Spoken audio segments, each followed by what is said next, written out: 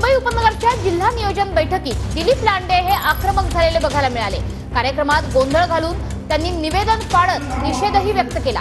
आमदार दिलीप लांडेंचा नियोजन बैठकीवर बहिष्कार घालण्यात आलाय। पालकमंत्री मंगलप्रभात लोढा यांच्या अध्यक्षतेत ही बैठक सुरू होती। तर जिल्हा नियोजन बैठकीत प्रवीण दरेकरांनी लोढांना चांगलंच धारेवर धरलं। वारंवार विषय मांडूनही कार्यवाही होत नसल्यानं ते आक्रमक झाले। शासनाच्या जागा लोकांच्या हिताच्या आहेत, नागरिक सुविधांसाठी आहेत, ज्या हितासाठी त्या राखीव आहेत त्या लोकांना मिळायला पाहिजे। परंतु 4 वर्षांमध्ये साधा नामफलक लावायला जिल्हा नियोजन समितीच्या प्रशासनाला वेळ नाही आहे, त्यांच्याकडे निधी नाही आहे।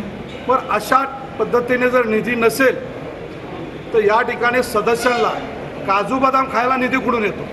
आणि म्हणून अशा समितीवरती, अशा बैठकीवरती या ठिकाणी मी बहिष्कार टाकला। शासनाच्या जागा ताब्यात घ्यायला काय अडचण नाही। कांदिवलीला समतानगर पोलीस स्टेशनच्या समोर सलीम कंपाऊंड आहे।